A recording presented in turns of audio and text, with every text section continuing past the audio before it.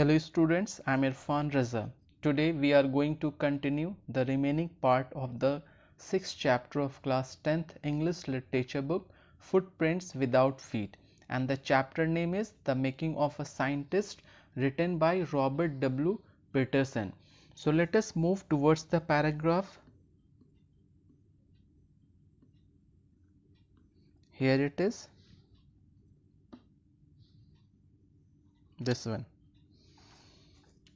When Ebright was in the second year of high school, he started a research which led to the discovery of an unknown insect hormone that helped him in his new theory about the life of cells. He tried to answer a simple question like what is the purpose of 12 tiny gold spots on a monarch pupa, and that was the key for his research.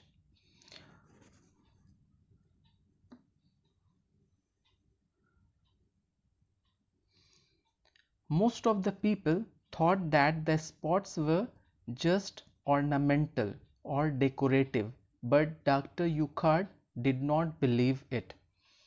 To get the answer of this question, a bright and other excellent science student together built a device by which they showed that the spots were releasing a hormone which is necessary for the full development or growth of a butterfly.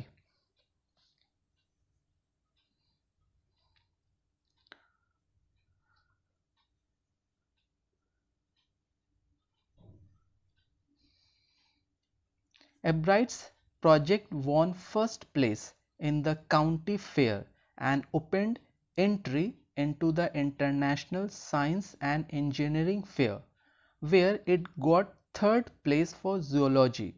Not only this, Ebright got a chance to work during the summer at the entomology laboratory of the Walter Reed Army Institute of Research. Here, entomology means the study of insects.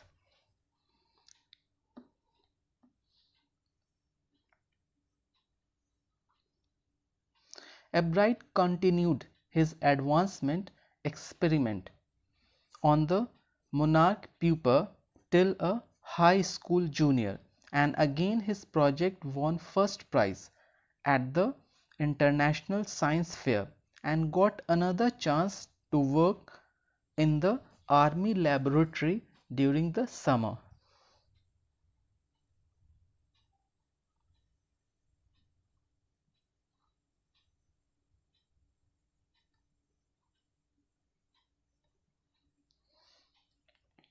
Now, Ebright was in senior year. This year, he advanced a step ahead. He grew cells from a monarch's wing in a culture and showed that cells would divide and develop into a normal butterfly wing scales only if they were fed the hormone from the gold spots. Here, culture means the cultivation of bacteria or other organisms under artificial conditions. It means that Ebright was trying to develop cells under artificial conditions. Once again, this project won first place for zoology at the international fair. He spent his summer after graduation doing further research at the Army Laboratory and the lab of US Department of Agriculture.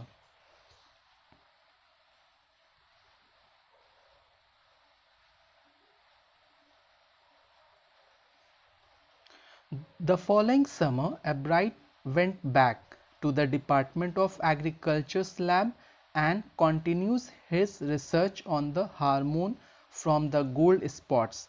He identified the chemical structure of the hormone using the lab's advanced equipments.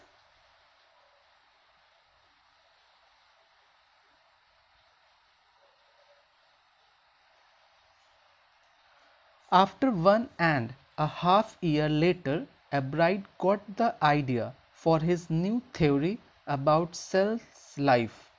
This idea struck to him when he was looking at X-ray photos of chemical structure of a hormone.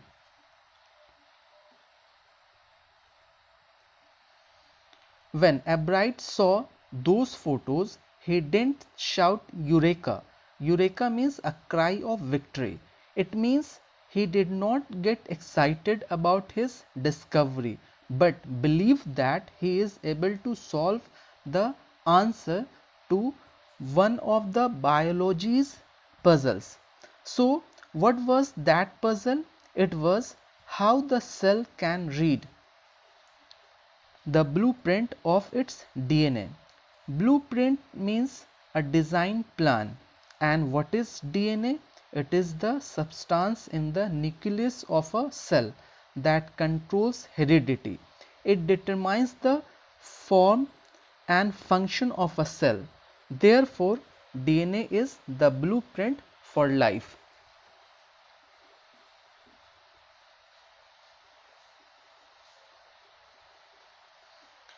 Albright and his college roommate James R. Wong worked throughout the night drawing pictures and making plastic models of molecules to show how it could happen, and also wrote the theory on the paper.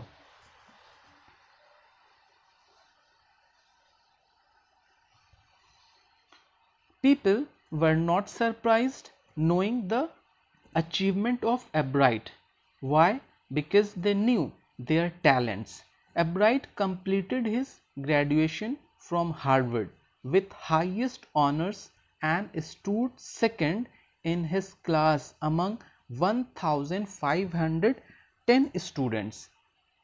He became a graduate student researcher at the Harvard University and kept his experiment continued to test his theory.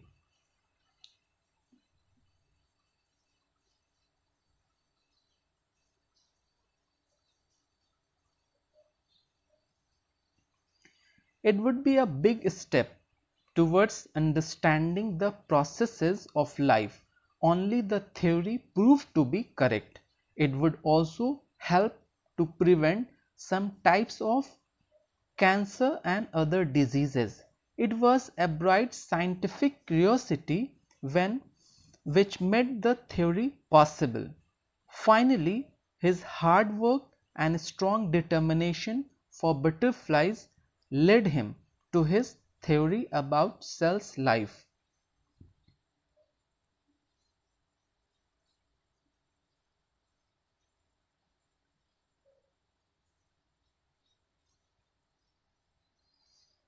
Albright had been keen in science and a lover of butterflies, but at the same time he was interested in other fields also, like he was a champion debater, public speaker, a good canoeist, canoeist means boatman, and an all-round outdoor sports person, along with an expert photographer of nature and scientific exhibition.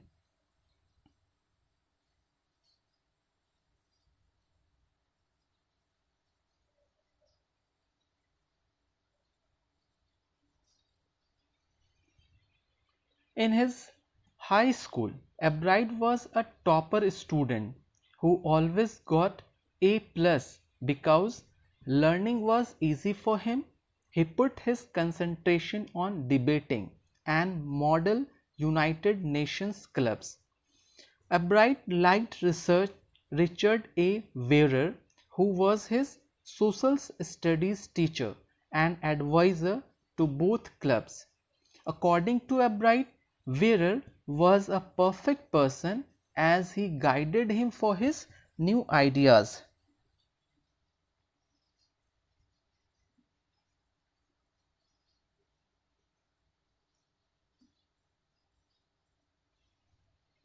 According to Weir, Ebright's hard work and extra effort pleased him.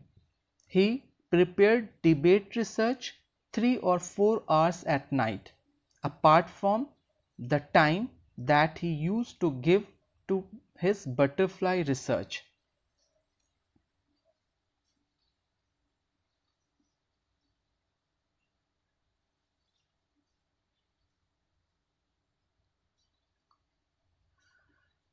Mr. Weir further added that Ebright was competitive, but not in a bad sense. He did not have any lust of winning prize, but he wanted to do the best whatever he did, and for right reasons he wanted to be the best. At the end of this chapter, writer mentioned 3 qualities or ingredients to become a scientist. The first requirement is first rate mind. Here first rate mind means a very sharp mind. Second, curiosity. Curiosity means a strong desire to learn something. And the third one is will to win for the right reasons. And definitely Ebright had all these qualities, since when Ebright's mother gave him the book The Travel of Monarch X, his curiosity towards science never came to an end. So in this way we have completed the chapter The Making of a Scientist. So what do we learn from this chapter? 3 qualities.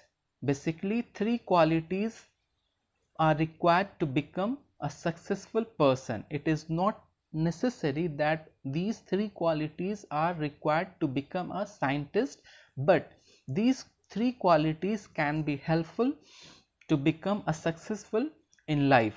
And the other important thing, the role of parents towards their children. As we saw, Abright's mother fueled him curiosity and encouraged his interest in learning. So right guidance at the right time can be the strongest factor in one's success in life. So in this way the chapter comes to an end. Thank you for watching my video. Till then, goodbye.